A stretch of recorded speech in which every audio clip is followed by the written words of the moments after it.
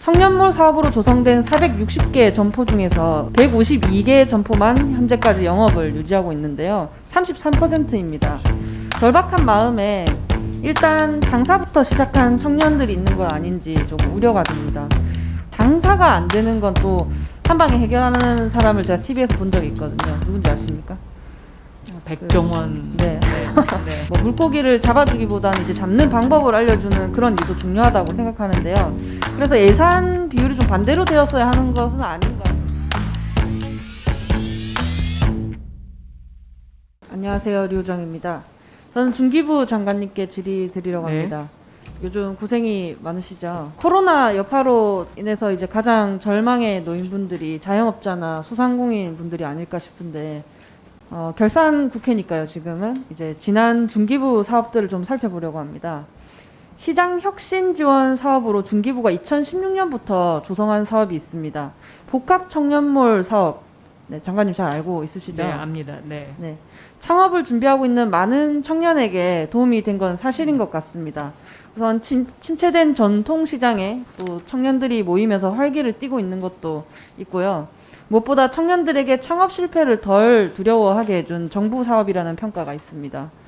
청년 의원으로서 부처 공무원 여러분께 수고가 많으셨다는 말씀을 먼저 드리고 싶은데요. 그런데 영업 유지율이 굉장히 낮은 편입니다. 청년몰 사업으로 조성된 460개 점포 중에서 152개 점포만 현재까지 영업을 유지하고 있는데요. 33%입니다. 정책 효과 달성이 미비하다, 뭐 이런 야박한 평가를 할 수도 있을 것 같은데, 사실 물론 이게 정책 실패에만 기인했다고 할 수는 없을 것 같습니다. 다들 요즘 어려우니까 장사가 안 될 수밖에 없겠죠. 코로나19 상황 이전에도 자영업은 계속 어려웠고 청년몰이라고 해서 그걸 비껴갈 수는 없었을 거라고 생각합니다. 그런데 다들 어려운 건 아무도 해결을 하지 못하는데 장사가 안 되는 건 또 한 방에 해결하는 사람을 제가 TV에서 본 적이 있거든요. 누군지 아십니까? 백종원. 네. 네. 맞습니다. 네. 골목 땡땡이라는 프로그램 네, 보신 것 같은데요.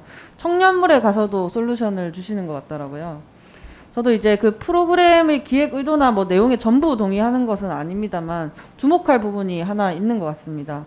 준비를 충분히 하지 못한 창업자들이 좀 있는 것 같다. 뭐 그런 말이었는데요. 절박한 마음에 일단 장사부터 시작한 청년들이 있는 건 아닌지 조금 우려가 됩니다.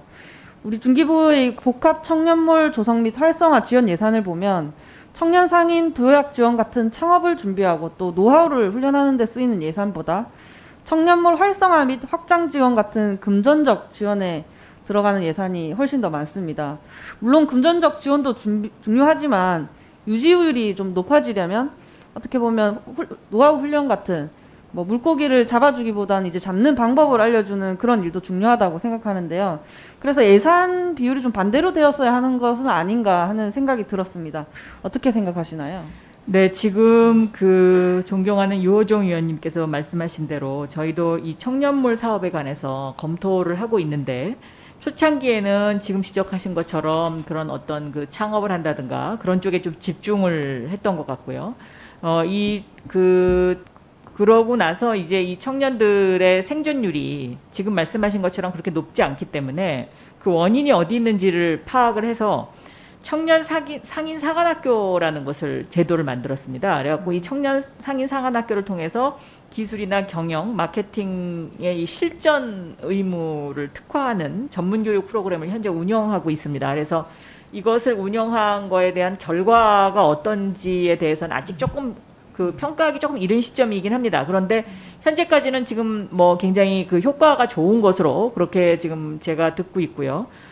그리고 또 하나 이제 그 청년몰과 관련해서 제가 이제 구로 지역 국회의원 할 때도 똑같은 현상이 있었습니다만은 굉장히 그 접근이 어려운 그러나 임대료는 싼 이런 곳에 이제 청년몰을 처음에 만들었었는데 그것의 성공 확률이 별로 높지 않아서 요즘 추진하는 중소벤처부에서 추진하는 청년몰 사업은 오히려 입지가 좋은 곳으로 저희가 이제 그것을 좀 안내하고 또 거기에 따른 여러 가지 그 방안들을 마련하고 해서 지금 정책적인 변화가 있다는 점을 설명드립니다. 예.